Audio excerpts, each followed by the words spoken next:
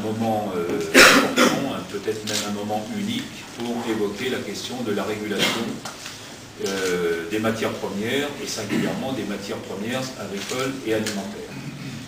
Nous ne pouvons évidemment que souscrire à cette initiative du Président de la République.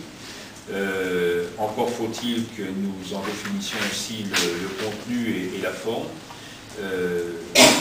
Je dis cela sans fatalisme, mais nous savons qu'un certain nombre de grands États à travers le monde, je pourrais citer en particulier évidemment les États-Unis, mais je pourrais citer aussi le Mercosur, je pourrais citer l'Inde par exemple, ne sont pas forcément aujourd'hui enthousiastes à l'idée de mettre en œuvre à l'échelle notamment du G20 un certain nombre de mécanismes de régulation, voire de stockage public par exemple, ou en tout cas de politique publique pour réguler les marchés agricoles. Ce sera donc une bataille difficile, mais c'est une bataille à laquelle nous devons prendre toute notre place. Et c'est la raison pour laquelle nous organiserons courant mai un rassemblement ici à Paris. Alors j'entends par rassemblement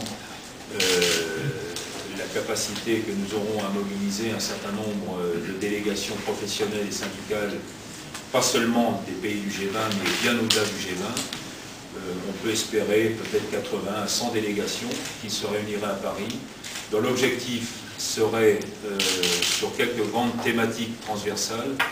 Je pense en particulier aux conséquences du réchauffement climatique, je pense aux relations nord-sud, je pense évidemment à cette question de la régulation des marchés agricoles au sens physique et financier du terme, pouvant nous exprimer et faire en sorte que cette expression soit également reléguée par le G20 et en particulier à travers une expression du Président de la République.